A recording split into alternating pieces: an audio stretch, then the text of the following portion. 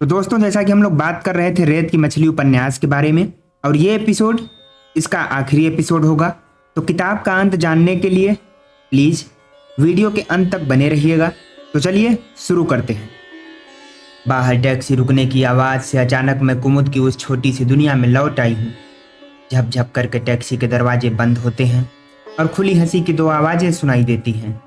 मैं चौंक जाती हूँ। इतनी ज्यादा रात हो गई, मुझे पता ही नहीं चला। जाते वक्त वो कह गई थी कि कोई 12 बजे 12:30 बजे तक वापस लौटेगी, लेकिन समय इतनी जल्दी बीत गया। कितने बरसों का इतिहास आंखों के सामने से गुजरता चला गया। कमरे में कागजों के जलने की गंध भरी हुई थी। कुमुद एकदम अंदर नहीं आई। कुछ क्षणों के लिए गहरा सन्नाटा छा गया था, जैसे सब कुछ स्तब्ध हो गया हो। उस स्तब्धता में मैं डूब गई। एक जगह वह स्तब्धता कहीं मेरी अपनी स्मृति भी बन गई, लेकिन वह चुभी भी उस छोटी सी स्तब्धता के बीच।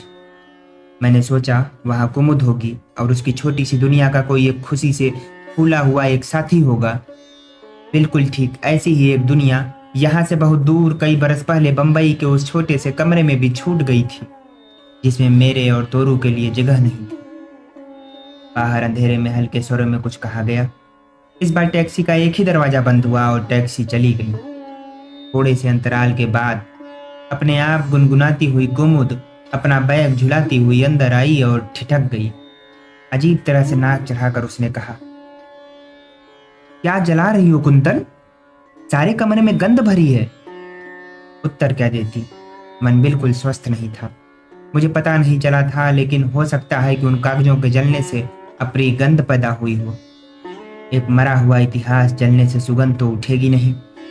कुमुद मना स्थिति समझ गई थी, इसलिए उसने अधिक सवाल नहीं किए।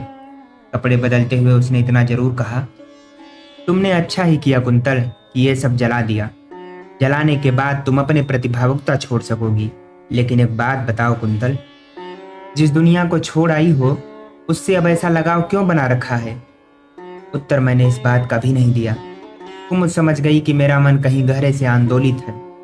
बात बदलकर उसने कहा, खाना तुमने खा लिया क्या? खा लिया, मैंने कहा। पगली, मुझे पता है तुमने तो कुछ भी नहीं खाया। चलो आओ। फुलबगिया की उस दुनिया के व्यंजन नहीं थे। डबल रोटी, अंडे और कुछ जैम। अपनी दुनिया से बहुत दूर एक जो दूसरी जिंदगी शुरू हो रही थी, उसका यह पहला प्रसाद था। रात काफी हो गई थी। बहुत गहरे सन्नाटे में बहुत दूर कहीं एक अकेला कुत्ता चौंक कर भौंकने लगा था। जलाए हुए कागजों के साथ मेरी नींद भी जैसे चल गई थी। कुमुद ने अंधेरे में भी खुली हुई मेरी आंखों को जिस तरह अपनी उंगलियों से बंद किया, उस स्पर्श से मैं आविष्ट हो आई। अंधेरे में ही धीरे से बोली, सुनो कुंतल, मैं चाहती तो नहीं थी कि तुम्हें बताऊं, पर मैं सोचती हूँ कि अगर मैं तुम्हें बता दूं तो शायद तुम्हारा मन परिस्थिति के प्रति तटस्थ हो सकेगा, तुम्हारा मोह भी शायद कम हो। निरुत्तर होकर भी मेरी उत्सुकता उसने पहचान ली और धीरे से बोली, कुंतल, तुम्हें बताऊं, मदन अभी बंबई से लौटा है। ऐसा लगता है कि तुम्हारे डाइवोर्स को लेकर काफी बड़े दायरे में शोभन ने ऐसी वैसी बातें फैलाई हैं। मदन मेरे एक सीनियर कलीग हैं, उन्होंने ही बताया। ये श्रीमान आनंद कौन है कुंतल? क्षोभ की एक लहर से सारे बदन में उभरी और फिर अचानक मुझे हंसी आने लगी। इतने अधिक कमजोर पैरों पर शोभन अपना झूठ खड़ा कर सकेंगे, यह मैंने सोचा भी नहीं था। कुमुद ने शायद सही अनुमान लगाया था कि उस प्रसंग के आने पर मैं हल्की हो जाऊंगी। मुझे हंसती देखकर कुमुद बेहद खुश हुई। ये आनंद था कौन, बताती क्यों नहीं? क्या हुआ था? अफवाह तो बहुत गर्म थी। कोई काफी मसालेदार कहानी लगती है। कहानी विशेष थी ही क्या, जो कुछ था वो मैंने उसे बता दिया। सुनकर वो खुद भी हंसने लगी। मुझे और अधिक सहज करने के लिए उसने छेड़ा भी, और भी कुछ होगा, मुझे बता नहीं रही है। अच्छा, उसकी चिट्ठियां तो आती हैं, वह तो नहीं जला देती? उस छेड़ और हंसी में मैं कब सो गई थी पता ही नहीं चला। सुबह नींद बड़ी जल्दी टूट गई थी। कुमुद सोते सोते भी मुस्कुरा रही थी। खिड़की पर पड़े हुए मोटे पर्दे से धूप की पीली किरणें हल्के हल्के खेल रही थी। अवसाद के कारण शरीर में टूटन सी भरी हुई थी। फिर भी मैंने सोचा कि उठ जाना ही बेहतर होगा। अंगीठी ठंडी हो गई थी, लेकिन उसकी राख में कागजों पर जले हुए अक्षर अभी तक उभरे हुए थे। सब कुछ जल जाने के बाद भी कुछ है जो जीवित रहता है। काश वह सब भी जल जाता। शायद सब जलता है, लेकिन काफी रुक रुक कर, अटक अटक कर, एकदम नहीं जलता। मीनल का पत्र आने के बाद जो तनाव पैदा हुआ था, उसे अब मैं स्वयं ही तोड़ने को तैयार हो गई। ठीक है, यही सही। यदि घर में जगह नहीं तो वह घर भी मेरा नहीं। ऐसे तो यह तनाव बढ़ता ही जाएगा। खींची जाने वाली रस्सी से बंधे रहकर घिसटते जाने से अच्छा है रस्सी काट कर अपने को मुक्त कर लो। मैंने निश्चय कर लिया। पत्र को फाड़ देने का मन था, लेकिन उसे बकायदा तह करके अलमारी में रख दिया। बस अब शुरू हुई नई कहानी। मन को बांध लो कुंतल, इस रास्ते पर इससे आगे नहीं जाना है। पहली बार घर की याद आई। वह घर नहीं जो अजनबी दुनिया में है, अपना और पिता का घर। लगता है मेरी रेतीली दुनिया से वे भी घबरा गए थे। वे इलाहाबाद छोड़कर दिल्ली के करीब जा बसे थे। वही घर याद आया।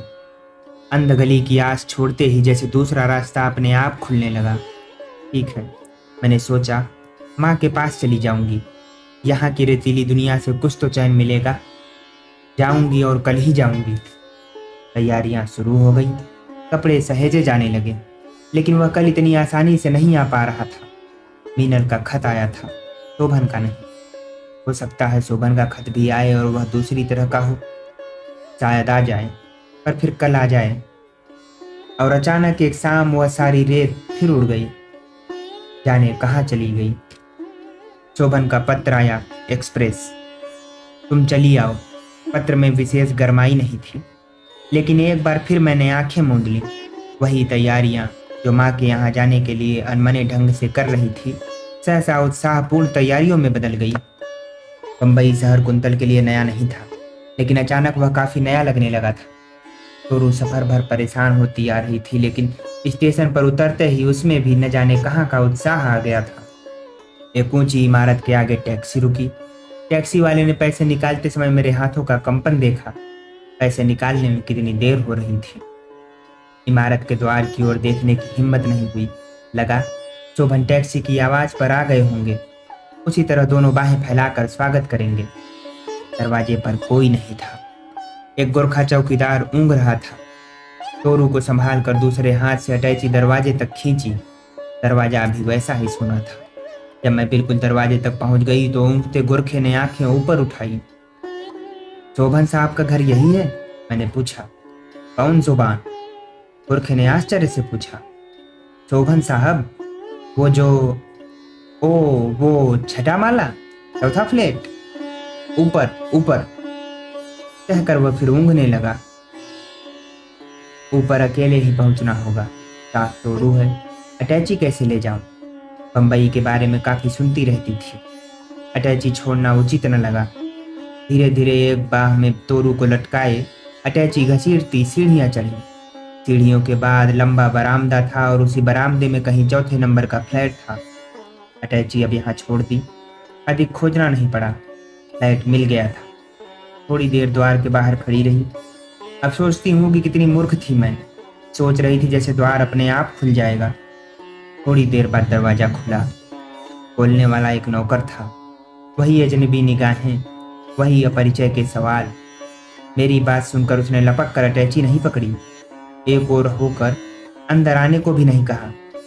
दो क्षण जैसे पसोवेश में रहकर अंदर चला गया। थोड़ी देर बाद वापस आया। बिना किसी भाव परिवर्तन के उसने अटैची उठाकर अंदर एक किनारे रख दी और दीवान की ओर इशारा करते हुए बोला, बैठ जाइए, साहब कपड़े बदल रहे हैं। नीचे सड़क पर चुपचाप चले जा रहे राहगीर के सिर पर 2 मंजिले से मकान की दीवार का हिस्सा टूटकर गिरते मैंने देखा नहीं। यह भी नहीं जानती कि उसका अनुभव कैसा होता होगा। हाँ, इस स्वागत में अगर सहसा चोट का कोई प्रभाव था तो वैसा ही वह भी होगा। एक क्षण के लिए मन में आया कि अभी उठ जाऊं और अटैची घसीटती हुई लौट जाऊं, लेकिन उठी नहीं। मीनल बीबी जी कहाँ हैं? मैंने नौकर से पूछा। कल हवाई जहाज से कलकत्ते लौट गई। मैं चुप रह गई। सोचा हो सकता है नौकर ने जाकर सिर्फ इतना कहा हो कि कोई महिला मिलने आई है और उन्होंने सोचा हो कि कोई छात्रा ही आ गई हो। कपड़े बदलने का बरसों पहले एक दृश्य आंखों में नाच गया। शोभन यूनिवर्सिटी जा रहे थे। कमीज उन्होंने पहन ली थी और तौलिए के नीचे से पैंट खींचने की कोशिश कर रहे थे। जाने क्या सूझा था मुझे कि मैंने तौलिया खींच लिया था। एक क्षण के झटके के बाद शोभन ने दोबारा से अपने आप को ढकने के बजाय मुझे खींच लिया था। इस बार मुझे लगा जैसे तौलिया मेरे ही बदन से खींचा गया था।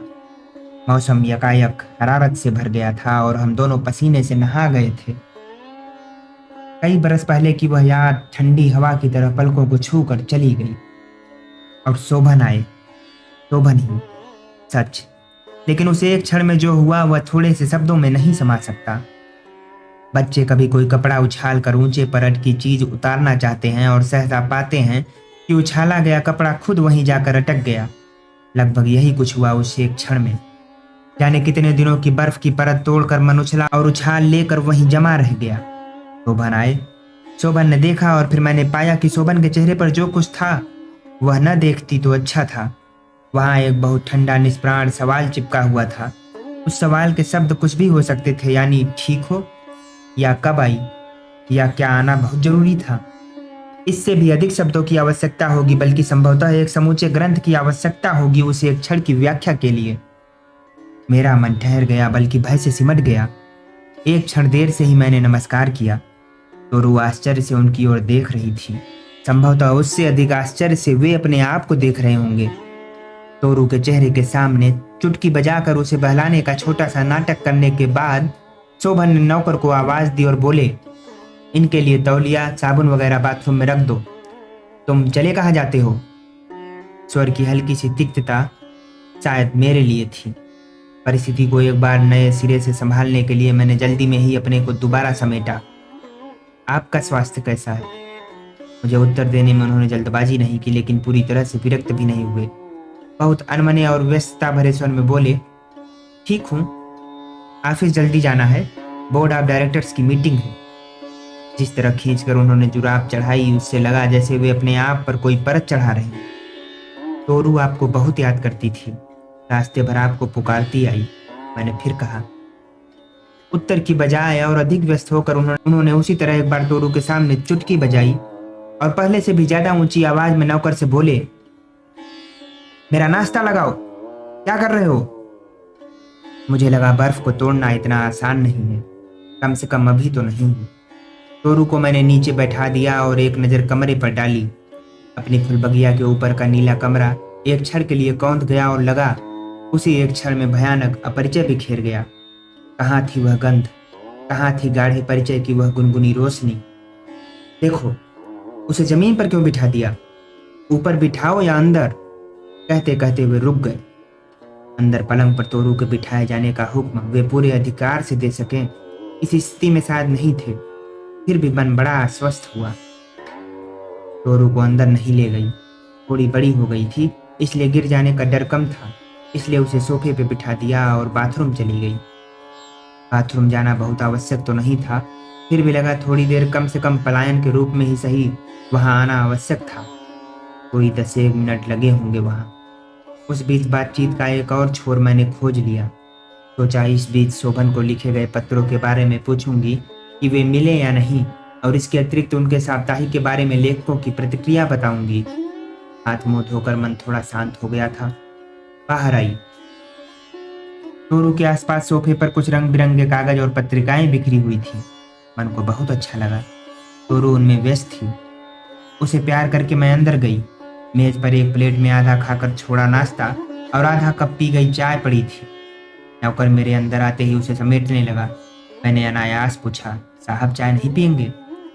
उनको जल्दी जाना था बीबी जी, उसने बहुत ठंडे लहजे में कहा और बर्तन समेटता रहा। जाना था? क्या मतलब, चले गए? मैंने हचकचा कर पूछा।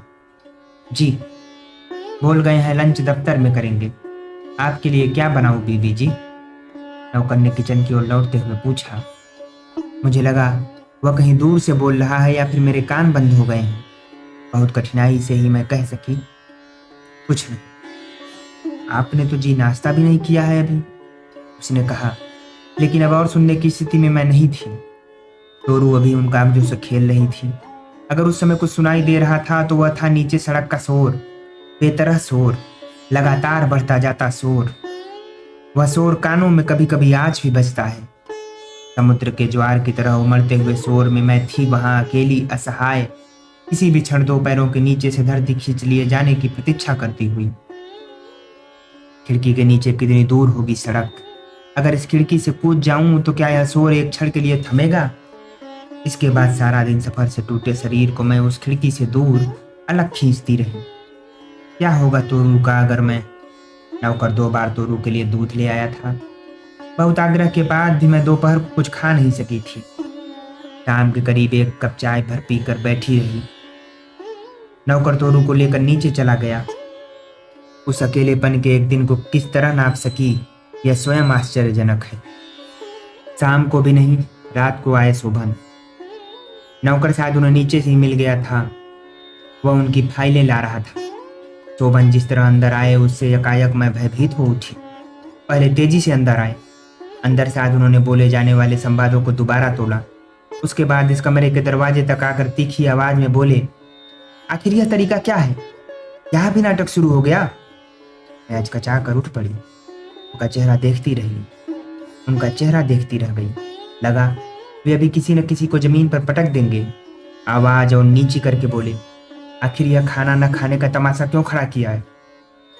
पूछता हूं, क्यों खड़ा किया गया? उत्तर चाह कर भी क्या देती। फिर उत्तर पाने के लिए वह सब कहाँ ही कहाँ जा रहा था। मेरे अनचाहे मौन ने उन्हें बुरी तरह क्षुब्ध कर दिया था। आखिर बोलती क्यों नहीं हो कि आते ही यह नाटक क्यों खड़ा किया गया? बहुत प्रयत्न के बाद मैंने कांपते हुए शब्दों में कहा, मैं इतनी दूर से आई और यहाँ आपसे एक शब्द भी प्यार का सुना होता तो। ओहो, वे तीखे होकर बोले, यानी मैं अब डायलॉग बोलता? तुम्हारा दिमाग तो सही है। मेरी व्यस्तता का कुछ भी ख्याल है? मेरी उलझनों की कोई कीमत है? तुम्हारा मतलब मैं काम छोड़ दूं और? तोरू अचानक ही रो पड़ी। जाने क्यों, संभवतः वह इस विवाद में हस्तक्षेप करना चाहती थी। मैं उसकी ओर घूमी और उसी क्षण शोभन भी जाने क्या क्या बोलते हुए दूसरे कमरे में चले गए। घर में फिर वही निर्मम सन्नाटा और नीचे सड़क का रौंदता हुआ शोर बाकी बच गया। बीच में फोन की घंटी बजी। फोन शोभन ने ही उठाया होगा। कुछ देर में बोले जाने वाले शब्दों ने स्वयं ही मुझे पकड़ लिया। वे किसी से कह रहे थे, हाँ कुंतल आई है, यस तोरू भी है, जरूर मिलवाऊंगा, दोनों से मिलवाऊंगा। कुंतल अभी तो थकी है इसलिए लंच मत रखो, मैं खुद कांटेक्ट कर लूंगा।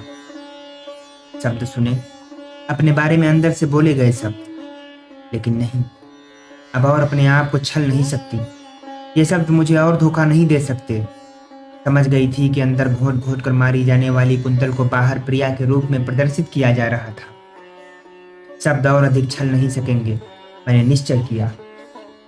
मन में फिर वही जलन पैदा हो गई थी, वही जो एक बार भड़कती थी तो लपटों में अंग अंग समेट लेती थी। कैसे बीतेंगे और दिन? रात की ध्वनियों की अपनी अलग पहचान होती है, चाहे किसी भी जगह की रात हो। और ऐसा व्यक्ति रात की ध्वनियों को कितने गाढ़ेपन से पहचानता है, जिसके जीवन की कुल जमा पूंजी अब केवल कुछ रातों का अनुभव ही रह गया हो। रात बढ़ रही थी और रात की ध्वनियां निकट आती जा रही थी। सड़क का शोर अब उतना उलझा हुआ न होकर स्पष्ट और भारी हो गया था और सड़क के उस पार किनारे पर अपने आप को पटकते हुए समुद्र की उसास बार बार कमरे में झांक जाती थी। शोभन की कोई आवाज अब सुनाई नहीं दे रही थी। इसी एक परिस्थिति का सामना करने में मन कांप रहा था। बहुत देर तक अपने को उकसा कर मैं उठी, तोरू को साल उड़ा दी थी। बहुत धीरे से शोभन के कमरे की ओर बढ़ी। शोभन कमरे के दूसरे कोने पर एक चमकदार डेस्क पर लैंप की रोशनी में कुछ पढ़ रहे थे। पढ़ते रहे। मैंने धीरे से कहा, आप सोएंगे नहीं? शोभन कुछ नहीं बोले। मैंने दोबारा वही प्रश्न पूछा। 2 पल रुक कर उन्होंने किताब किंचित खींच से बंद की और बोले, तुम्हारा बिस्तर लगा दिया गया है, मुझे काम करने दो। तुम्हारा बिस्तर? बस, अब इससे अधिक नहीं। लेकिन उपाय? राह? खिड़की के नीचे एक छलांग? 1 दिन, 2 दिन, 3 दिन लगता है। मैं वह अभियुक्त हूं जिसकी अदालत में पहुंचने से पहले ही सजा सुना दी गई। सजा, एकांत कारावास। कारावास में केवल वह खिड़की है जो अपनी लगती है और कुछ भी तो नहीं। लेकिन कितना भयावह है वह अपनापन। सारे दिन के उस रौंदने वाले सन्नाटे में कभी कभी इशारे से वह खिड़की बुलाने लगती है और फुसफुसा कर पूछती है, तुम्हें रास्ता मिला? नहीं, मैं घबरा कर कहती हूँ। नीचे देखो, रास्ता है। या फिर उस समुद्र को देखो, कितनी शीतल समाधि होती है समुद्र की। और खिड़की रहस्यपूर्ण हंसी हंसती है। समाधि? यह घर क्या सचमुच समाधि है? एक मकबरा जिसमें मेरे सामने मेरी ही कब्र है, सीलन भरी, कठोर, ठंडी। दरवाजे पर जो घंटी लगी हुई है उसे ठीक ठीक घंटी कहना सही नहीं होगा। विचित्र आवाज होती है, जैसे किसी ने कोई चीज बलपूर्वक चीर दी हो। कम ही बजती है, किंतु बजती है तो बहुत कष्टदायक लगती है। सोचती हूँ उसकी यह ध्वनि ठीक ही है। जब जब वह बजी, मेरे अंदर कुछ न कुछ चीर गई। वह बजी, दरवाजा खोला, अखबार वाला है। विचित्र दृष्टि से मुझे देख कर पूछेगा, मेम साहब नहीं है? चला जाएगा। दूध वाला, सब्जी वाला, मक्खन, डबल रोटी वाला। मेम साहब नहीं है? नहीं। मेरे कहते न कहते लौट जाएंगे सब, जैसे मेरा वहां होना निरर्थक है। मीनल के अलावा यहाँ और किसी की कोई पहचान नहीं। वही तकलीफ देने वाली घंटी बजती है। तार वाला आया है। तार है। दस्तखत करके ले तो लिया, लेकिन खोलने की हिम्मत नहीं होती। शोभन नाराज न हो। फिर वही खिड़की की चुपचाप मुझे बुलाने की आवाज। रात को शोभन लौटी तो सबसे पहले तार पर ही उनकी नजर पड़ी। बोला, पढ़ा। पढ़कर थोड़ी देर चुप। नौकर ने काफी रख दी थी, वह भी ज्यों की त्यों पड़ी रही। उठकर टहलने लगे। फिर जैसे कुछ याद आया, कहीं फोन मिलाया। फोन मिलने पर पूछा, कलकत्ते के लिए अर्लीस्ट फ्लाइट कितने बजे है? यस, एक सीट। फ्लाइट फ्लाइट कलकत्ता, एक सीट। चित्र एक क्षण में पूरा हो गया। तार में क्या लिखा होगा यह समझना कठिन नहीं था। फोन रखकर थोड़ी देर टहलते रहे, फिर बोले, देखो, टोरू का ध्यान रखना। मीनल की तबीयत ठीक नहीं है। और हाँ, ऑफिस से फोन आए तो कहना कलकत्ते के बारे में मत बताना। कहना कुछ भी कह देना, कलकत्ते के बारे में मत बताना। लगा वे बेहद उतावले हो उठे हैं। नौकर से अटैची निकलवाई और कपड़े रखने लगे। आप आराम करिए, कपड़े मैं रखे देती, मैंने कहा। आश्चर्य की शोभन ने वही किया जो मैंने सोचा था। कपड़े छोड़कर अलग हट गए। मन में आया, कह दूं कि अब तो तुम बदलोगे ही शोभन, मेरे प्रति मृदु भी होगे, क्योंकि इस छोटे से झूठ को खड़ा करने के लिए मेरी आवश्यकता जो है। उसके बाद ही सुबह ने एक क्षण के लिए मुझे फिर धोखा दिया। इतना स्वीकार कर सकती। टोरू को गोद में उठाया, प्यार किया। उसे और दिनों के विपरीत मेरी बाहों में पकड़ा दिया। मेरी आंखों में देखा और एक हाथ मेरे कंधे पर रखकर बोले, अपना ध्यान रखना, समय से खा लिया करना। और हाँ, ऑफिस से अगर कोई मिलने आए तो तुम समझती ही हो। तो बन गए। खिड़की मुझे फिर बुलाती है। अब उससे इतना डर नहीं लगता। खिड़की के बाहर वही शोर भरी सड़क है और बेहद बेचैन समुद्र। समुद्र के ऊपर नीले आसमान पर फिसलते हुए बादलों के कुछ टुकड़े। तो बन गए। मैं हवाई जहाज पर कभी नहीं चढ़ी। सुना है जहाज जाता है तो रास्ते में बादल मिलते हैं। क्या वही है मेघदूत, कालिदास के यक्ष के संदेशवाहक? मुझे याद आता है विवाह के तुरंत बाद का दिन। उस फुलबगिया में उस दिन मैं अकेली थी। शोभन दूसरे शहर गए थे किसी प्रकाशक के बुलावे पर। जाते ही वहां से उन्होंने अपनी किताब की पहली प्रति भेजी थी मुझे। प्रति के पहले पृष्ठ पर सजाए हुए अक्षरों में उन्होंने लिखा था, ओ मेघ, कुबेर की अप्रसन्नता से दुखी इस यक्ष की सहायता केवल तुम ही तो कर सकते हो। आज अगर वह प्रति यहाँ होती तो मैं उस पर लिख देती। वह प्रिया अपने शयन कक्ष में प्रिय के विरह में रो रो कर कला मात्र शेष चंद्रमा की तरह क्षीण हो चुकी है। किंतु यह भी लिखने का अधिकार क्या मेरे पास है? हवाई जहाज के पास उड़ते हुए मेघ क्या मेरे एक प्रश्न वहां शोभन को दे सकेंगे? कहाँ है प्रिया का वह शयन कक्ष? कहाँ है वह एक पहचान जिसे लेकर प्रिया रो तो सकती थी? शोभन की प्रिया क्षीण होती रही, पीली पड़ती रही, पर रोई नहीं। रोने से होता भी क्या? यह समूचा सागर आंखों में उतार कर भी क्या व्यथा हल्की हो सकती थी? 2 दिन बाद शोभन वापस आ गए। वही जिन्होंने जाते जाते कहा था, अपना ख्याल रखना। दरवाजे की उस कर्कश घंटी के साथ जिस हंसी की आवाज सुनाई पड़ी थी, वह मेरे अगले दिनों की सही सही पूर्व सूचना थी। मीनल हंसती हुई बाथरूम चली गई और शोभन इस तरह सवाल करने लगे जैसे वहां मैं कुंतल नहीं, उनके ऑफिस की कोई क्लर्क हूँ। ऑफिस से कोई आया था? नहीं, मैंने कहा। कोई फोन? हाँ, पूछा था। तुमने क्या कहा? वही जो आपने कहा था। कोई कागज, फाइलें? चपरासी लाया था। इससे अधिक और कुछ भी नहीं पूछा गया। मीनल अभी बाथरूम में थी। शोभन ने एक क्षण दूसरे कमरे की ओर देखा और खुद भी बाथरूम चले गए। शायद हाथ धोने। हाँ, हाथ ही धोने। बड़ी सफाई से वे अब रिश्ते से हाथ धो रहे थे। बाथरूम से खिलखिलाकर हंसने की आवाज आने लगी, आती रही। फोन की घंटी बजी। थोड़ी देर बजती रही। मैं असमंजस में खड़ी रही, फोन उठाऊं न उठाऊं। बाथरूम की हंसी में व्यवधान हुआ। शोभन ने बाहर आकर फोन उठा लिया। बोले, हाँ, बस अभी पहुंच रहा हूँ, अभी अभी आया हूँ। फोन रखकर जैसे उन्होंने शून्य को सुनाया, मैं 15 मिनट में ऑफिस जा रहा हूँ। मीनल से पूछ लेना वह क्या खाएगी, नौकर की मदद कर देना। शब्द अगर पत्थर होते हों तो वे ऐसे ही होते होंगे और इसी तरह चोट पहुंचाते होंगे। मीनल बाथरूम से बाहर आ गई। फिर वही हंसी, फिर वही छेड़छाड़, और यह सब कुछ ऐसे जैसे वह कुंतल शोभन की पत्नी नहीं, केवल एक निराकार शून्य हो। खिड़की के शोर और समुद्र की गरज के साथ एक तीसरी आवाज भी मिल गई थी, मीनल और शोभन की हंसी। ऑफिस जाते जाते वे मीनल से बोले, दिन में खूब आराम कर लेना, शाम को घूमने चलेंगे। क्यों, दिन में आराम क्यों करना? मीनल ने बेशरम शरारत से पूछा। क्योंकि रात में फिर आराम का मौका नहीं मिलेगा। यही सुनना चाहती थी ना? शोभन ने उसके गाल मसलते हुए कहा। फिर वही हंसी। शोभन चले गए। मीनल खिड़की से बाहर उन्हें देर तक देखती रही। लगभग 2 घंटे इस विदा के बाद के विचित्र थे। मीनल ने मेरी ओर देखा, मैंने भी देखा। उसने भी कुछ कहना चाहा, मैंने भी। फिर वह भी रुक गई, मैं भी रुक गई। मुझे लगा यह अवसर है, कुछ बातें की जा सकती हैं साफ साफ। मन इतना आंदोलित था कि बिना बोले ही जाने कौन कौन से संवाद तैयार करती रही। बातें कही फिर भी नहीं जा सकी। इस बीच तोरू जाग गई, जाग कर रोने लगी। मैं कुछ देर जड़ बैठी रह गई। हाथ रोक कर मीनल ने पूछा, तोरू भी आई है ना? तोरू भी आई है ना? मुझे सूत्र मिल गया।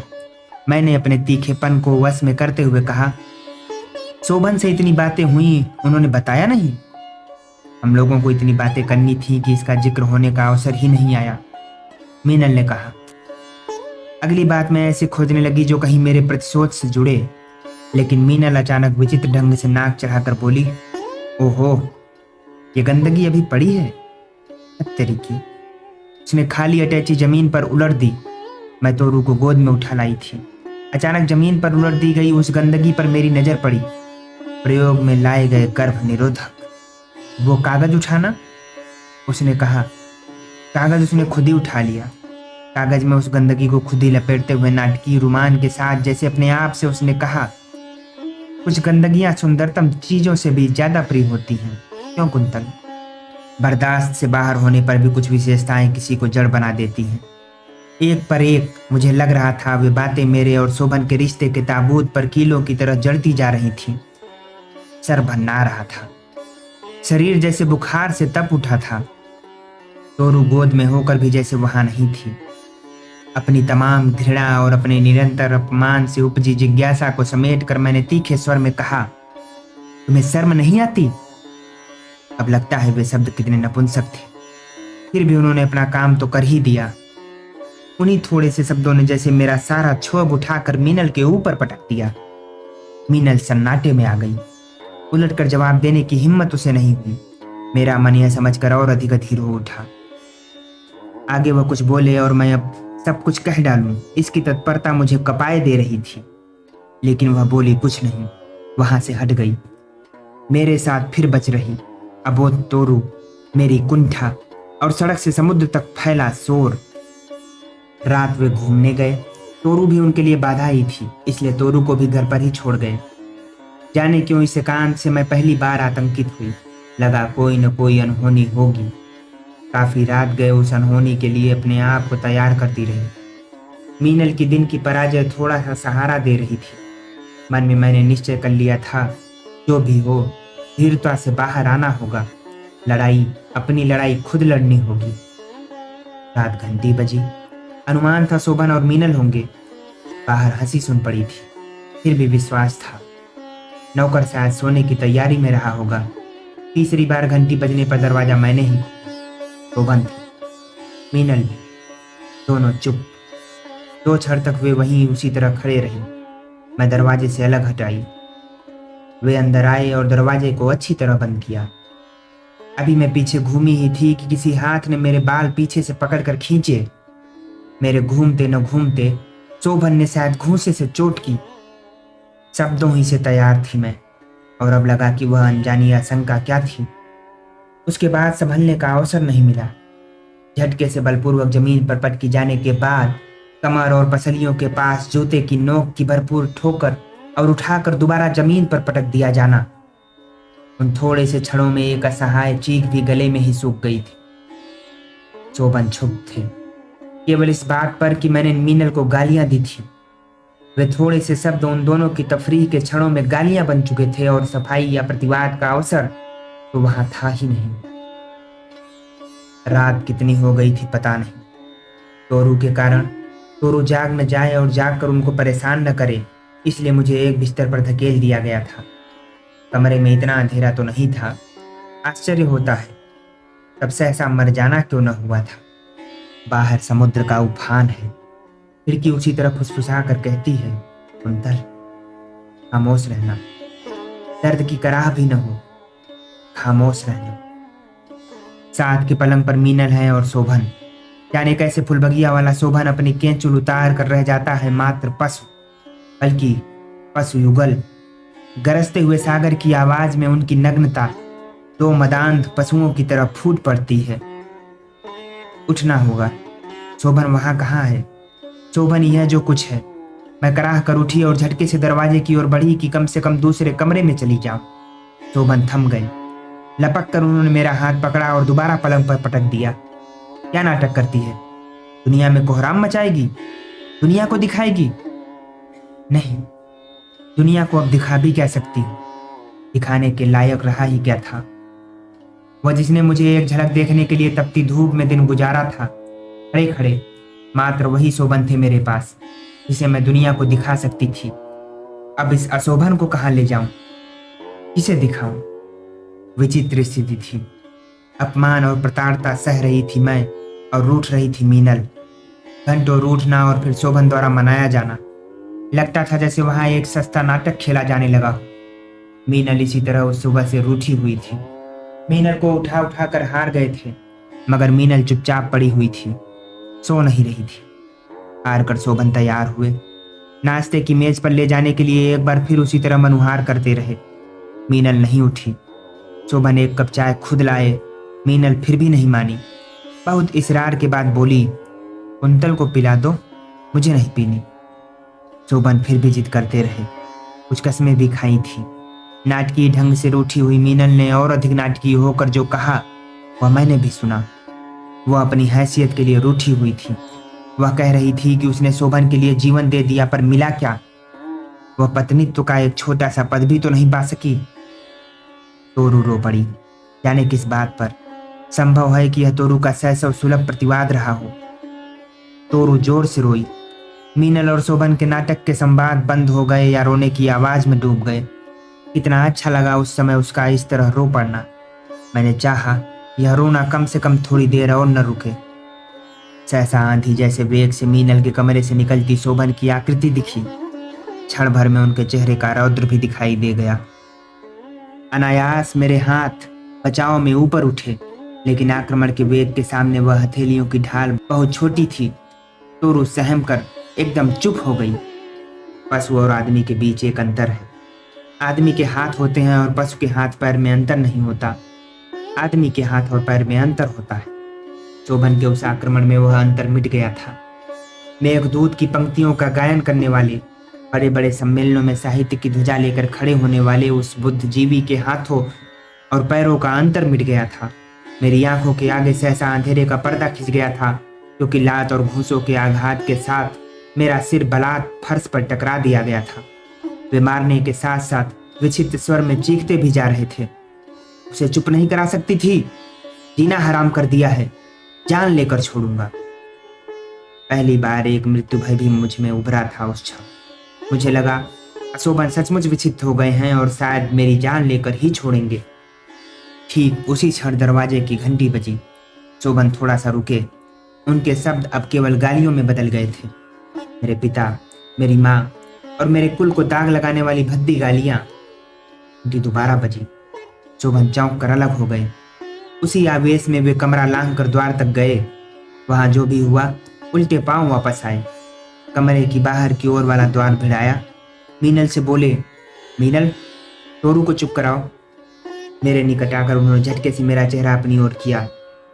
चेहरा रक्त से भीग गया था। घबराए स्वर में बोले, मुझे माफ कर दो कुंतल, मैं पागल हो गया था। प्लीज कुंतल, देखो अब मेरी लाश तुम्हारे हाथों में है।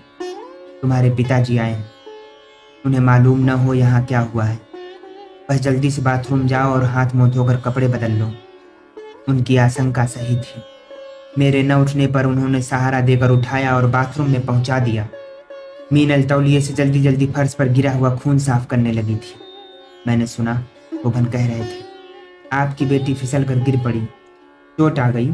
उसी से मैं परेशान हो गया था। उन खोखले शब्दों के बाद एक क्षण का विराम देकर पिताजी का भारी और आर्द्र स्वर सुन पड़ा, शोभन जी, आप इतनी ऊंची आवाज में बोल रहे थे कि काफी कुछ मैंने बाहर से ही सुन लिया था। और अब अच्छा हो कि मुझे इसे ले ही जाने दीजिए। आगे के शब्द अधिक भीग कर सुनाई नहीं दिए। बाथरूम के आईने में मैं अपना चेहरा देखकर रो पड़ी, रोती रही। थोड़ी देर बाद मुझे भी वहां ले आया गया। गिर पड़ने के झूठ की अब कोई आवश्यकता नहीं थी। जो कुछ था बेशर्मी से खुला पड़ा था। पिताजी मुझे देखकर फिर से रो पड़े थे। जाने कैसे और क्यों मैंने हट पकड़ लिया था। जो भी हो शोभन जैसे रखें, पर मैं जाऊंगी नहीं, यही रहूंगी। इन्हें जिंदा रखना है तो रखें, मारना है तो जान ले लें। क्या यह सारा निर्णय कोई और ही करा देता है? क्यों लिया था वह निर्णय? आज सोचती हूँ वह एक अंतिम अवसर था। तब सही निर्णय ले लिया होता और पिताजी के साथ चली आई होती तो आज की स्थिति निश्चय ही दूसरी कुछ होती। पिताजी ठहरे नहीं, एक घूंट पानी भी उन्होंने नहीं पिया। ज्यों के त्यों वापस लौट गए। रुकते भी कैसे, इस आधार पर? शोभन के पास एक शब्द भी उन्हें रोकने को नहीं था। शब्द ही क्या, साहस भी नहीं था। वे गए तो लगा मेरे अंदर जो कुछ भी थोड़ा सा साबुत बचा था हाथ से छोटे आईने की तरह टूट कर बिखर गया। उस रात एक बार फिर वैसा ही भयावह नाटक हुआ। मीनल का रूठना, शोभन की धूर्त शपथें और अकारण ही मेरा पीटा जाना। अब बचाव भी व्यर्थ था। रोने के लिए भी तो शक्ति चाहिए। पीट कर थक जाने के बाद वे अपने कमरे में गए और लौटे तो उनके हाथों में कलम और कागज था।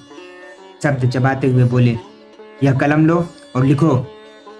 जो बोल रहा हूं वह लिखो, वरना। उन्होंने एक बार फिर मेरे लंबे बालों को अपने पंजे में भरकर जमीन से टकराने की धमकी दी। लिख दो कुंतल, जो कुछ भी कहें लिख दो। सड़क और समुद्र के उमड़ते हुए शोर ने फुसफुसा कर कहा, बचा ही क्या है जिसे समेट कर रखोगी कुंतल, लिख दो। शोभन बोलते हैं, भूल हो गई।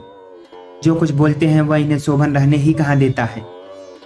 अशोभन बोलते हैं और दर्द समेट कर कांपते हाथों से मैं लिखती हूँ, प्रिय शोभन, पिछले 7 वर्षों में तुमने मुझे मेरे गंदे संस्कारों से मुक्त करने का प्रयत्न किया, लेकिन तुम्हारा सारा परिश्रम व्यर्थ निकला। मैं तुम्हारे साथ रहने योग्य नहीं हूँ। अपनी स्वेच्छा से यह तुम्हारा घर छोड़ रही हूँ और अब मैं कभी तुम्हारे ऑफिस या घर आकर किसी से कुछ कहूंगी नहीं। वचन देती, मैं आनंद साहब के साथ रहने जा रही। तोरू अभी मेरा दूध पीती है इसलिए उसे ले जा रही, और वचन देती हूँ कि उसके 3 साल पूरे होने से पहले उसे आपको सौंप दूंगी। अपने बारे में निर्णय लेने के लिए आप स्वतंत्र हैं। आपकी कुंतल। कोई भी चीज टूटती है तो एक तकलीफ के साथ। रिश्ते और भी अधिक कष्ट से टूटते हैं, लेकिन वह कष्ट इतना भयानक और नारकीय होता है जिसकी कल्पना कठिनाई से की जा सकती है। इतने भयानक अपमान और इतनी यातना के बाद शोभन से मेरे रिश्ते का कौन सा कोना बचा था मैं नहीं जानती। हाँ, एक बात मुझे साफ याद है, मरने की इच्छा जाने कहाँ लुप्त हो गई थी। स्वयं मरना पराजय है। देखूं शोभन का पशुबल कैसे मारता है। मार देंगे तो पशुता की सिद्धि पर एक संतुष्ट मुस्कान लेकर ही मरूंगी। रात हो चली है, शोभन लौटते होंगे। मीनल है, इसलिए देर का प्रश्न ही नहीं। लौटने के बाद शायद फिर एक दौर होगा क्षोभ को पशुबल में बदलने का। मुझे कराहती हुई दूसरी पलंग पर छोड़कर वे और मीनल थोड़ी देर लिपटे रहेंगे। गंदगी का वह छड़ाएगा, फिर पसीने पसीने होकर दोनों सो जाएंगे जैसे वहां कुछ भी न हुआ हो। रात हो चली थी। शोभन आए। वे किसी से बातें कर रहे थे। कोई और भी था पुरुष, उसके पीछे एक व्यक्ति और भी था। बैठक में देर तक वे बैठे। चाय वहीं चली गई। इसके बाद शोभन अंदर आए। उनके हाथ में एक मोटा कागज था, अदालती स्टाम्प पेपर, जिस पर पहले से ही कुछ टाइप किया हुआ था। बोले, इस पर दस्तखत कर दो। लिखे गए शब्द मैंने पढ़े नहीं थे, लेकिन काफी सीमा तक उनकी कल्पना कर सकती थी। दस्तखत न करने का कोई निश्चय बिल्कुल ही नहीं था, फिर भी थोड़ी देर कागज लेने को हाथ नहीं बढ़े। शोभन ने दांत पीसते हुए फिर वैसा ही कुछ कहा, वही सब कुछ अशोभन, गालियों से लिथड़ी हुई धमकियां। कागज लेकर मैंने दस्तखत कर दिए। कागज उन्होंने तुरंत हाथ से ले लिया और दूसरे कमरे में चले गए। मैं अचानक रो पड़ी। बहुत देर तक रोती रही। तोरू बाहर उदास हो गई थी, बार बार मेरी ओर देखती और न जाने क्या कहने के लिए अपनी नन्ही हथेली से मेरा चेहरा छू देती। मौन रुदन के बीच कभी कभी मन होता था कि चीख और चिल्लाकर खिड़की के नीचे भागती तमाम दुनिया को इकट्ठा कर लूं और लोगों से कहूं, लोगों देख लो आकर अपना मसीहा, देख लो यह मानव जिसने मानव मूल्यों पर बड़ी बड़ी बातें कही हैं, देख लो उसके मानव मूल्य। मीनल अब छुपे तौर पर नहीं, बेधड़क खुश थी। दोनों आदमियों के जाने के बाद ही मीनल ने उस बैठक को फुलबगिया वाले मकान के नीचे वाले कमरे में बदल दिया। लगा आज पहली बार वह शोभन को साधिकार प्राप्त कर रही थी। उस रात शोभन देर तक जागे थे। बहुत बाद में मालूम हुआ उसी रात उन्होंने अपने सभी साहित्यिक मित्रों को लंबे लंबे खत लिखे थे। उनमें से एक खत, हाँ वह भी तो है, कुमुद के कमरे की अंगीठी में जले हुए कागजों में से एक। शोभन को उनके इस खत के लिए भरपूर दोषी ठहराते हुए जिसने एक लंबा खत शोभन को लिखा था, उसी ने शोभन का खत बाद में मुझे भेज दिया था। खतों में शोभन ने स्टाम्प पेपर पर लिखाए मेरे वक्तव्य के हवाले दिए थे और दुष्चरित्रा बताकर मुझसे अपने संबंध टूटने के दुर्भाग्य की चर्चा की थी। वह सप्ताह घटनाहीन बीता। बस मेरा वहां होना उनके लिए शून्य और मेरे लिए शिला की तरह भारी होता जा रहा था। कुछ भी न होना, अपमान और शारीरिक यातना तक की अनुपस्थिति, कभी कभी अपने जीवित होने तक पर संदेह होने लगता था। और तभी फिर घटनाओं का क्रम आरंभ हो गया। शोभन ऑफिस से लौटे और मुझ पर टूट पड़े। चीखती हुई तोरू को मीनल उठा ले गई और शोभन मुझे पीटते रहे, चीखते रहे। उनके उत्तेजना मिश्रित विक्षिप्त स्वर में तेजी से बोले गए जो संवाद सुनाई दिए, उनसे पता चला मेरे कारण उनके साहित्यकार मित्र उनकी निंदा कर रहे हैं। 3 रोज तक यह नया क्रम चलने के बाद एक दिन मालूम हुआ मीनल वापस कलकत्ता जा रही है। वह जाते जाते कह गई कि जब तक यह औरत यहाँ से नहीं जाती वह वापस नहीं आएगी। दूसरे अवसरों की तरह इस बार शोभन उसको कस्में नहीं दिलाते रहे, मनाते भी नहीं रहे। मीनल चली गई। उसके जाने के बाद एक नया अध्याय शुरू हुआ, अंतिम अध्याय। शोभन ऑफिस गए और लौटे ही नहीं, लौटेंगे भी नहीं। फोन पर उन्होंने नौकर से कहला दिया, उसे कह दो जब तक वहां है मैं नहीं लौटूंगा। उसकी जहां मर्जी हो वहां चली जाए, किराया भिजवा दूंगा। इस नई धमकी को कैसे लूं? कितनी यातना और छुपी है इस धमकी के पीछे। घटना पर रोऊं, खुश हूं या निर्वेद। शाम को चपरासी आया और एक लिफाफा दे गया। लिफाफे में क्या होगा इसका अनुमान लगाने की आवश्यकता नहीं थी।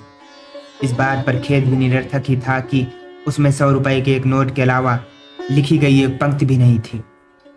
आज मौसम भी बहुत खराब है। आसमान सारा दिन बादलों से घिरा रहा था और समुद्र रूपहले नीले के बजाय मटमैला काला हो गया था। बार बार उफान से बेचैन समुद्र की आवाज बहुत भयावह और आक्रामक लग रही थी। लिफाफा छोड़कर मैं उठी। फिर वही अटैची में गिन गिन कर सामान रखने लगी। फिर कुछ सोच कर एक पेंसिल और कागज ले आई। जो भी गिनी चुनी तोरू की चीजें थी उनकी एक सूची तैयार की। सूची के नीचे हस्ताक्षर किए। नौकर मूढ़ कुतूहल के साथ सब कुछ देखता रहा। स्थिति से अनभिज्ञ तो वह नहीं ही था। अटैची घसीट कर खड़ी हुई तो उसने रोक दिया। पहली बार बोला, बीबी जी, अटैची मैं पहुंचा दूंगा, आपके लिए टैक्सी लाऊं? बहुत बड़े रेगिस्तान में भटकते हुए आदमी को तपती रेत और झुलसती धूप में अगर एक छोटे से पत्थर का साया भी पांव की 2 उंगलियां छुपाने भर के लिए मिल जाए तो बड़ा अजीब लगता है। उस समय उस नौकर का संबोधन कुछ वैसा ही लगा। स्टेशन आने के बाद बारिश शुरू हो गई, तेज बारिश। तोरू सो गई थी। उसे साल से ढक लिया। स्टेशन के बाहरी बरामदे तक फुहार आ रही थी।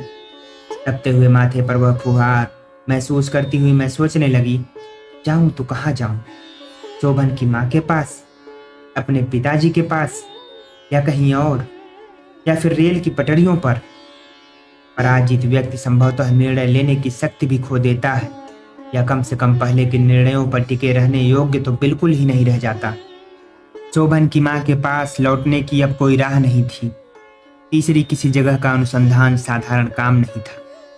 पिता के पास जाना होता तो उस दिन क्यों कहती कि जैसे भी रखें शोभन के साथ ही रहूंगी। पर इस तरह की अंतिम पराजय के बाद ऐसे निर्णयों पर टिके रहने की शक्ति रह ही कहाँ जाती है। बारिश में भीगती हुई चली थी। पिता के घर उतरी तो सब कहीं खुशकी थी, माँ की आंखों को छोड़कर। जीवन भी तो इसी तरह वहां तक पहुंचा था, एकदम खुश्क, चारों ओर धूल उड़ती हुई, हर कहीं दिशाओं पर छाई गर्द का धुंधलापन। पिता है, माँ है, भाई बहन है, तोरू है, फिर भी रेत में भटकने को छोड़ दिए जाने की अनुभूति टूटती नहीं है। किसी ने विशेष कुछ नहीं पूछा। पूछा जाने लायक था ही क्या? सब कुछ मालूम था सबको। फिर भी लगता था प्रश्नों के भयावह चेहरे मुझे घेरे हैं। अब क्या? आगे क्या? शोभन की बहन आई थी एक दिन। उस दिन लगा कि वे प्रश्न मुझसे संबोधित हों या स्वयं मैं भी चाहती थी। बांध कहीं से टूटे तो। पहली बार बांध टूटा। शोभन की बहन भी रोती रही, मैं भी और माँ भी। एक एक कर मैंने सब कुछ बता दिया उस दिन। लेकिन फिर वही प्रश्न, अब क्या? आगे क्या? जीवन कितना लंबा होता है और जीवन इतना लंबा होना कितना डरावना होता है, इसका अनुभव मुझे जल्दी ही होने लगा। लोग जीवन को लंबा करना चाहते हैं, मैं उसे छोटा करना चाहती थी। बहुत सुबह नींद टूट जाती थी। नींद क्या, उसे मूर्छा भी कह लिया जाए तो बुरा न होगा। उतनी ही सुबह नहा लेना। शरीर पर पानी गिरता तो लगता है इसका गिरना कभी बंद न हो। यह गिरता ही जाए और इतना ही गिरे कि अंतर का ताप पिघल जाए। पर वह ताप पानी से कब पिघला है? और इसके बाद ही शुरू हो जाता था पहाड़ सा दुर्दम दुर्लंघ दिन। क्या कोई नौकरी की जाए? नौकरी, आनंद साहब की वह घटना साकार हो उठती है। एकमात्र नौकरी का वह घिनौना उपसंहार लांघ कर फुलबगिया में उतरी थी। फुलबगिया के बाद अब फिर वही सिलसिला। इन्हीं रेगिस्तान जैसे लंबे लंबे दिनों में जाने कैसे मुझ तक आया एक पत्र। वयोवृद्ध आशीर्वाद से भाई जी ने आखिर खोज ही लिया। बड़ी पीड़ा से उन्होंने सूचना दी थी कि उन्हें सब कुछ मालूम हो गया है और वे सहायता के लिए 250 रुपया गीतकार कवि हरि जी के हाथ भिजवा रहे हैं। पिछले कुछ अंधड़ भरे दिनों के बाद इन रुपयों के पीछे पहली बारिश में भीगी मिट्टी की गंध जैसी जो सद्भावना थी, उसकी प्रतीक्षा मैंने कई दिन की। बाद में पता चला, बहुत बाद में, कि साकी और जाम के प्यासे कवि को वह सद्भावना इतनी प्यारी लगी थी कि वह उसे उन 250 रुपयों सहित अपने बैंक में रखाया था। भाई जी को 1 सप्ताह बाद उत्तर लिखा। उसके तुरंत बाद उन्होंने सूचना दी कि उन्होंने कुछ लोगों से बातें की हैं और वे चाहते हैं कि दिल्ली में जहाँ कहीं रिक्त स्थान हो उसकी सूचना मैं भाई जी को अविलंब दूं। रिक्त स्थानों का पता अब मैं कहाँ से लगाती? पिताजी को भी यह पता नहीं लगने देना चाहती थी कि मैं नौकरी करना चाहती हूँ, क्योंकि वे सोचते कि मैं अपने आप को यहाँ भार मान रही हूँ। अखबार के कुछ विज्ञापन देखकर उनके बारे में भाई जी को लिख दिया, लेकिन मन इतना बेचैन था कि भाई जी का उत्तर आने से पहले ही मैंने चुपचाप एक पता नोट कर लिया और माँ से किसी सहेली से मिलने का बहाना बना करके बाहर आ गई। दुनिया, भीड़, चारों ओर भागते हुए बदहवास लोग। मैंने अपने डर को किसी तरह दबाया। बस में कहाँ उतरना है यह भी मालूम नहीं था। जाने कितनी दूर बस ले गई। बार बार पूछना अच्छा नहीं लग रहा था। आखिरकार बस ने जहाँ उतारा वह पुरानी दिल्ली का जबरदस्त शोर और भीड़ भरा इलाका था। हर कोई बदहवास भाग रहा था, जैसे कहीं कोई खतरा उसका पीछा कर रहा हो। लेकिन इस भगदड़ के बीच भी लोगों को जाने कहाँ से इतना समय मिल जाता था कि वह मुझे देखते, ठिठकते और फिर देखते, आगे बढ़ते और ठिठक कर फिर देखते। मैं साहस जुटाने के बावजूद भयभीत हो उठी। पर्स में पड़ा हुआ पता एक बार फिर देखा। फूल वाली गली, धर्मशाला के पीछे, मकान नंबर 2732, शिशु विद्यालय। फूल वाली गली। पूछते पूछते और अजनबी निगाहों से टकराते हुए जिस फूल वाली गली में मैं पहुंची, वहां फूलों जैसी किसी चीज की कल्पना भी कठिन थी। कठिनाई से दो व्यक्तियों के एक साथ गुजर सकने लायक गली में कभी ईंटें बिछी रही होंगी, अब वहां छोटे छोटे गड्ढे जड़े हुए थे। गली के दोनों ओर रास्ते में कुछ ज्यादा ही चौड़ी गंदे पानी की नालियां, नालियों के ऊपर सकरी छतों की तरफ फैले हर मकान के सकरे चबूतरे, चबूतरों पर कुतूहल से भरी बूढ़ी औरतें, मैले बच्चे। वहां गंदगी थी, अंधेरा था, सीलन थी, बदबू थी, और अगर कुछ नहीं था तो वे फूल जिनके नाम पर वह गली जाने कब फूल वाली गली हो गई थी। मैंने सबसे पहले धर्मशाला का पता पूछा। जिस बूढ़े से पूछा था वह जवाब देने की बजाय अपनी पीठ खुजलाता हुआ मुंह फैलाए खड़ा रहा। पास का बच्चा भी कुछ नहीं बोला। इसी बीच चबूतरे पर बैठी एक औरत खिसक आई। उसने पहले मुझे घूरा, फिर सिर्फ इतना बोली, आगे है, बाजू में। वहां पीपल का एक पेड़ भी है। बच्चे ने अब अपना सुझाव दिया। पीपल का पेड़ इस बित्ता भर चौड़ी गली में? आकर आगे बढ़ी। थोड़ी दूर पर धर्मशाला मिल गई। बाहर से मैले मंदिर जैसी लग रही थी। द्वार पर पुरानी पच्चीकारी और दोनों ओर मसाले से बनाकर रखे गए द्वारपालों के दो पुतले। वहां पीपल भी था। धर्मशाला से सटे मकान की दूसरी मंजिल से गंदा पानी नाली तक गिरने वाला पाइप सड़कर टूट गया था, और उसी की सीलन में दीवार फोड़कर एक नाटा सा पीपल का पेड़ इस तरह लटका हुआ था जैसे किसी मजदूर औरत की गोद में बच्चा टंगा हुआ हो। धर्मशाला की बगल में एक और उससे भी पतली गली थी। वहीं था वह शिशु विद्यालय। शिशु तो नहीं, हाँ, दो मैले से किशोर चबूतरे पर रेखाएं खींचकर पत्थर के टुकड़ों से खेल रहे थे। स्कूल यही है? मैंने उनसे पूछा। स्कूल? उनमें से एक ने मुझे घूरा, फिर दूसरे ने भी घूरा और दोबारा खेल में व्यस्त हो गए। इस बीच अंदर से एक अधेड़ आदमी बाहर आया। शक्ल से अच्छा नहीं लगा, फिर भी पूछा, भैया शिशु विद्यालय यही है? शिशु विद्यालय? वह आदमी एक क्षण कुछ सोचता रहा, फिर पूछा, क्या काम है? बात यह है कि अखबार में छपा था कि यहाँ किसी टीचर की जगह खाली है। मेरे बोलते न बोलते वह आदमी मुड़कर अंदर गायब हो गया। थोड़ी देर में अंदर से किसी ने झांक कर देखा और अधेड़ आदमी दोबारा बाहर आया। बोला, अंदर बुलाते हैं जी। अंदर के नाम पर मन जाने कैसा हुआ आया, लेकिन अब लौटना संभव भी नहीं था। चौड़े दरवाजे के बाद सीलन और अंधेरे भरी एक छोटी सी गली थी। उसके बाद एक वैसा ही सकरा मैला सा आंगन। आंगन के चारों ओर कोठरियां जैसी, साथ वाले व्यक्ति की नजर जैसी चुभी जा रही थी। एक कोठरी से एक अधेड़ औरत निकली और बिना किसी ओर देखे बाहर चलती चली गई।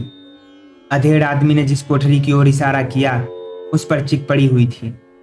दरवाजे के पास एक लोहे का मोटा टुकड़ा तार से लटका दिया गया था जिसे घंटी की तरह बजाया जाता होगा।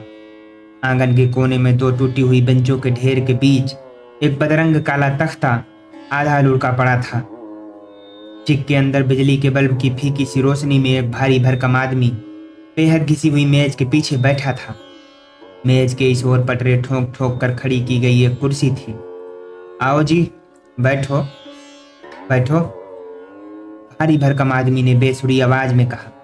उसकी आवाज बेहद पतली और भौनी थी। वह बोला, मैं स्कूल का प्रिंसिपल हूँ। जी बैठो, अभी बच्चों की छुट्टी है। मैंने प्रिंसिपल नाम की उस चीज को नमस्कार किया। मेरे बैठते ही वह बोला, क्या पियोगे जी, चाय या कोका कोला? अरे ओ एक कोका कोला ला। नहीं, तकलीफ मत करिए। बात यह है कि मेरी बात पूरी होने से पहले उसने कहा, चिंता ना करो जी, बात यह है कि वैकेंसी तो है, हम जरा अच्छी टीचर चाहते हैं। आराम से बैठ जाओ जी, देखो जी तनख्वाह हम बढ़िया देते हैं। 100 125 तक दे देंगे। टीचर अच्छी चाहिए, टीचिंग में डिप्लोमा वगैरह। देखिए वो डिप्लोमा तो नहीं है, वैसे मैं एमए हूँ। मैंने हिचक कर कहा। कोई बात नहीं, कोई बात नहीं। बात यह है कि हमारा ये स्कूल बड़ा तो है नहीं, मगर जी हम डिसिप्लिन चाहते हैं। पता नहीं कितनी बातें बोलता रहा और बोलता ही गया वह आदमी। बीच बीच में कोका कोला के लिए चिल्लाता था और फिर बोलने लगता था। उसकी बातों से लग रहा था कि वह नौकरी देने को बिल्कुल तैयार है।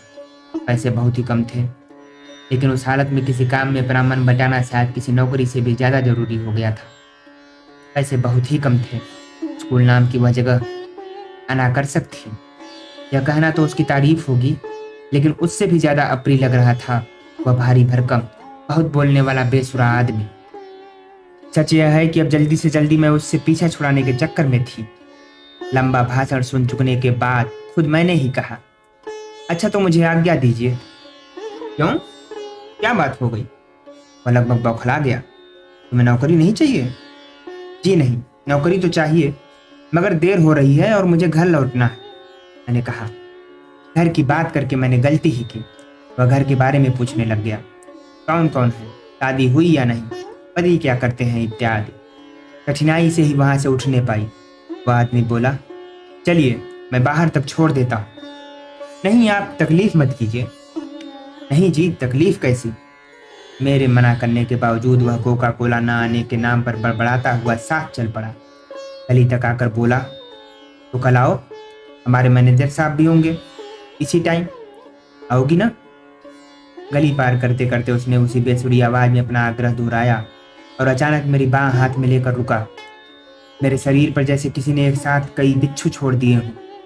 न जाने उत्तेजना में मैंने क्या कहा और कैसे उसका हाथ झटका। मैं बाहर आई तो चबूतरे पर बैठे दोनों किशोर विचित्र निगाहों से मुझे घूर रहे थे। स्कूटर करने की भी वहां हिम्मत नहीं हुई। जैसे तैसे गिरती पड़ती मेन रोड तक आई। बराबर लग रहा था जैसे वह बेसुरी आवाज वाला आदमी मेरा पीछा कर रहा है। हराई बिना किसी को अपनी हालत का पता दिए कमरे में पहुंची और रोई। देर तक रोती रही। रोना सभी ने देखा, भी चुप। रोने का कारण उन्होंने सहज ही शोभन से जोड़ लिया था, और संभावना ही क्या होती। हर बसी हुई इमारत की अपनी अलग अलग आवाजें होती हैं। किसी किसी इमारत में घुसते ही वहां की वे परिचित आवाजें आपका स्वागत करती हैं। गृहस्थी के बर्तनों की खनक, लोगों के चलने की आवाजें या किसी के बोलने की आवाजें। कुमुद के यहाँ भी अपनी अलग आवाजें हैं। कुमुद टहल रही है शायद। उसके पांव चप्पल घसीट कर आगे बढ़ते हैं। सर्दी महसूस करते ही मैंने अंगीठी में कोयला और डाल दिया था। कोयला चटकता है, उसकी अपनी आवाज है। और इनके अलावा अगर कोई चुपचाप सुने तो उसे सुनाई देगी मेरे मन की आवाज, अपने आप में बोलते हुए मन की आवाज। रात काफी हो गई है, पर नींद नहीं आ रही। सोचती हूँ जले हुए कागजों में से कोई बाकी बचा हो तो उसे भी उलट पलट कर आग के हवाले कर दूं, फिर शायद नींद आ जाए। लुढ़कते हुए एक अतीत के भक्त से जलकर राख हो जाने के बाद शायद नींद आ जाए, या नहीं आए नींद। नई जगह इतनी जल्दी मन सहज नहीं हो पाता। अतरसुईया के मकान में ही पहली बार कहाँ नींद आई थी? बम्बई के उस फ्लैट में। खिड़की ही रात भर खांसती रही थी। उसके बाद वापस माँ का घर, वहाँ नींद फिर नहीं आई। और उसके बाद वह हॉस्टल। बाप रे, कैसी यातना थी उस जागरण में। छोटे छोटे कमरों के हल्के फुल्के दरवाजों से जाने कितने तरह की आवाजें अंदर आती थीं। कोई चीख, कोई गुनगुनाहट, कोई छीन झपट, कोई बर्तन गिरने की आवाज। अच्छा हुआ हॉस्टल छूट गया। केवल अविवाहिता और विधवाओं के लिए जगह थी वहां। मैं दोनों में से क्या हूं? विचित्र स्थिति है। भाई जी का पत्र आया था। सारी बातों पर क्षोभ के साथ साथ उन्होंने सूचना दी थी कि वे भरण पोषण के लिए शोभन को मजबूर करने की कोशिश करेंगे। कैसा भरण पोषण? जो रिश्तों की खुली छांव में छिन गया, वह क्या कानून की कोठरी में दोबारा मिलेगा? अविवाहिता या विधवा, इन दो कानूनी शब्दों के बीच लुटे अपने व्यक्तित्व की छटपटाहट लिए। अच्छा हुआ मैं उस हॉस्टल से भी बाहर आ गई। हॉस्टल मुझे रिश्तों का एक ऐसा कब्रिस्तान लगने लगा था जहां हर कदम किसी न किसी ऐसी कब्र पर पड़ता था जिससे मरे हुए संबंधों की दुर्गंध आती थी। अक्सर वह बदबू सुबह उठते ही दिमाग के अंदर कहीं छुप कर बैठ जाती थी और फिर सारे दिन अपने वहां होने की याद दिलाती रहती थी। किसी के जीवन के सारे रिश्ते किसी एक ही तार से गुथे होते हैं। तार टूटे तो रिश्तों का हर दाना छिटक कर अलग हो जाना चाहता है। नींद नहीं आ रही, लेकिन आंखें पूरी तरह खुली भी नहीं है। कमरे के अंधेरे में लगता है जैसे जले हुए कागजों की राख से बार बार कुछ लपक उठता है। अब शून्य को इसके अलावा और कुछ भर भी नहीं सकता। काफी दिनों के बाद कुछ ऐसा लगता है जैसे मोतियों की टूटी हुई माला के धागे में एक दाना और बच गया हो। तोरू, आज वह मेरे पास नहीं है। बस वही एक ऐसा संबंध है जो माला के बिखर जाने के बाद भी इस धागे में अटका हुआ है। तोरू शोभन के पास चली गई, अपनी बेबसी नहीं बल्कि प्रतिशोध की पहली पहचान के रूप में मैं उसे शोभन के पास छोड़ आई। वह वहाँ है और इसीलिए मेरे उस अधिकार की पहचान भी वहाँ है जो निरंतर शोभन के अंदर एक आदमी को खोजती रहेगी और उसे वहाँ न पाकर शायद मुझे बता सकेगी। कमरे की इस निराकार अंधेरे में एक बहुत छोटी बात मुझे याद आ रही है। तोरू को देने के बाद जब पहली बार नितांत अकेली होकर मैं उस घर से लौटने लगी थी तो मुझसे एक वाक्य अचानक टकरा गया था। शोभन ने ही किसी को न सुनाकर भी सुनाते हुए कहा था, देखता हूँ कैसे रहती है। बात सीधे नहीं कही गई थी क्योंकि उस वाक्य के स्वामी का आत्मविश्वास स्वयं उसके पास नहीं था। मरणान तक यातना झेलता हुआ संज्ञा शून्य मेरा मन कुछ देर को स्तब्ध रह गया था, लेकिन उसके बाद उसी बहुत छोटे मन के वाक्य से एक हरा भरा पौधा उगाया था और वह आज भी मेरे साथ है। मानवीय संबंध टूट जाते हैं, वे टूट गए। उनके साथ जितना टूटना था मैं भी टूटी और बिखरी। कई बरस के अंतराल के बाद अचानक जब इस मोड़ पर पहुंची तो बेतरह टूट चुकी इन दीवारों पर वह अपना नितांत अपना हरा पौधा मेरे साथ हो लिया। इस विराट रेगिस्तान में यह नन्ही सी हरीतिमा, यही तो मेरी अपनी है। एक दिन, अभी थोड़े दिन पहले ही एक अजीब घटना हो गई थी। उस छोटी सी घटना में भी किसी अतल कुएं से कम गहराई नहीं थी। नौकरी का पहला दिन था। एक बड़े कमरे में बहुत बड़ी बड़ी अलमारियों के बीच 4-5 मेजें और मैं। दोपहर तक जाने क्या हुआ कि मैं बरबस रो पड़ी। संभव है यह रोना एक ठहराव पा जाने का आश्वासन ही रहा हो। जितना अधिक मन को बांधना चाहा था उतने ही अधिक वेग से बांध टूटता जा रहा था। उस कमरे में बैठी 2 स्त्रियों और 2 पुरुषों में से एक व्यक्ति ऐसा था जो कुछ देर मुझे जैसे हतप्रभ होकर देखता रहा और उसके बाद कमरे के बाहर चला गया था। बाकी 3 न जाने कितनी तरह से मुझे चुप कराने की कोशिश करते रहे थे। वह चौथा व्यक्ति उस दिन दोबारा ऑफिस नहीं आया था। दूसरे दिन मैंने उसे देखा तो लगा वह काफी बदल चुका है। मुझसे सीनियर था, फिर भी उस दिन उसने मेरा काम खुद किया और चाहा कि मैं बिना कुछ किए वहां बैठी रहूं। आदमी के मन की बाहरी दीवार उतनी ठोस नहीं होती कि उस पार कुछ न दिखे। जो कुछ उस पार दिखा उसे उस दिन सहजाने के अलावा और कुछ चारा भी न था। लेकिन दूसरे दिन मैंने खुद वे फाइलें बलात बिना कुछ कहे उसकी मेज से उठा ली। इतने बड़े बड़े रिश्ते पीछे छोड़ाने के बाद इस तरह बलात अपने ऊपर फेंके जा रहे ये छोटे छोटे रिश्ते मुझे असहाय ही हो रहे थे। अगले कुछ दिनों में उस व्यक्ति की सदासहता थोड़ी और खुली और मुझे और अधिक चुभी। संभवतः उसने ऐसा ही कुछ कहा था कि आप चुप क्यों रहती हैं। उत्तर मैंने उसे नहीं दिया था बल्कि कार्यालय के अधिकारी को दिया था। इस अंधेरे में उस व्यक्ति की वे कातर आंखें मुझे हास्यास्पद लग रही हैं, लेकिन इसके अलावा उपाय भी क्या है। यात्रा का बहुत लंबा रेगिस्तान है सामने, जिसे विश्वासों ने आस्थाओं ने ही छला हो। वह अब और किसे साथ ले, किस लिए साथ ले। फिर भी उन कातर आंखों ने मन को दुखा दिया, अनायास दुखा दिया। शोभन के यहाँ से लौटकर रिश्ते बिखर गए थे। अब आत्मविश्वास भी बिखरने लगा। उन कातर आंखों ने कुछ भी तो नहीं किया, लेकिन फिर भी क्यों है उनमें वह कातरता। एक गिरी हुई इमारत की अंतिम दीवार पर क्यों खड़ा होना चाहता है कोई। आंखों की उस कातरता से ही नहीं, अपनी विवशता से भी मन घबरा उठा। कोई 4 मील बस पर चलकर ट्रेन से उन दिनों माँ के घर जाती थी हर शाम। उस शाम बस भी नहीं, ट्रेन भी नहीं, जाने कैसे पैदल ही मैं चलती चली जा रही थी। पैरों का गर्द जम गई थी, घुटने चटक चटक उठते थे। आसमान धीरे धीरे काला पड़ता जा रहा था। सड़क की धुंध में बिजली की रोशनी के धब्बे उभरते थे और पीछे छूटते चले जाते थे, लेकिन मैं चलती ही जा रही थी। शायद बहुत ही अंधेरा हो गया था जब मुझे होश आया। शहर से बाहर की बस्ती मुझसे एकदम असंपृक्त पीछे छूट गई थी और अब आगे एक बहुत लंबी सड़क थी। बुरी तरह लपकता हुआ अंधेरा और मेरे मन में अचानक उभर आई दहशत। पीछे लौटने का उपाय नहीं था और सामने जाने का साहस भी नहीं।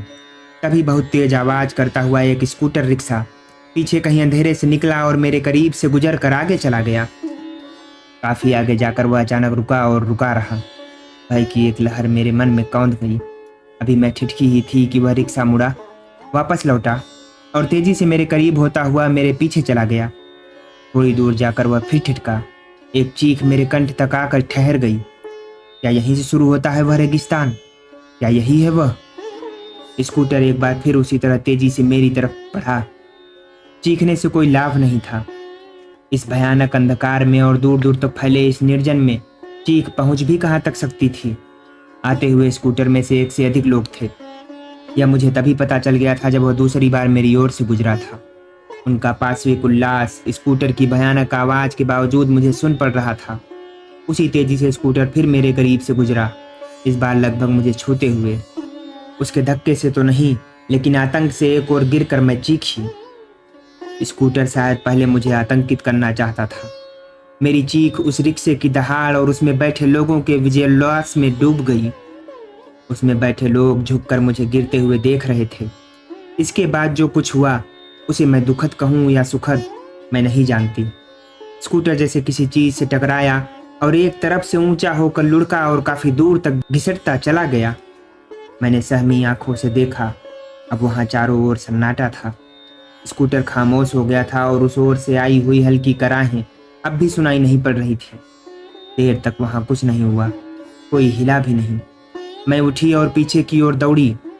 जिस तरफ से संज्ञा शून्य मैं यहाँ तक आई थी, ठीक उसी तरफ। सपने में भागती हुई सी मैं कैसे कुमुद तक पहुंची यह मुझे नहीं मालूम। उसका दरवाजा बंद था, लेकिन दरवाजा खटखटाने का होश मुझ में नहीं था। बहुत देर हांफने के बाद जब स्थिर हुई तो मैंने भर्राए हुए कंठ से कुमुद को आवाज दी।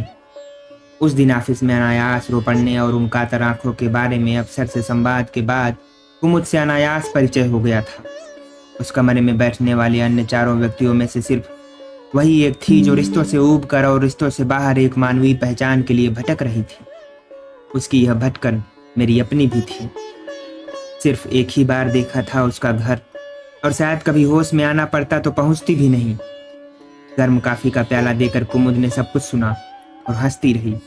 उसी ने इंतजाम किया था कि मैं लड़कियों के उस युवा महिला संघ के हॉस्टल में रहूं। चलो, अच्छा हुआ कि वह रिश्ता भी टूट गया। विधवा या विवाहिता, ये दो शब्द जिससे जुड़े हों केवल वही वहां रह सकती है, और यही वे दो शब्द हैं जिनसे संबंधों की बू आती है। एक से व्यतीत और दूसरे से भावी। अब और नहीं चाहिए ऐसा परिवेश। यह रेत है सामने। कहते हैं रेत से घर नहीं बनता। अच्छा ही है कि घर नहीं बनता। कितना सम्मोहक है यह रेत। घर नहीं बनाने देती, लेकिन हर रखा हुआ पांव कोमलता से समेट तो लेती है और फिर उतनी ही कोमलता से उसे छोड़ भी देती है। मोह न सही, सहृदयता तो है। इसकी तपन मन को नहीं तन को जलाती है। मुझे और चाहिए भी क्या?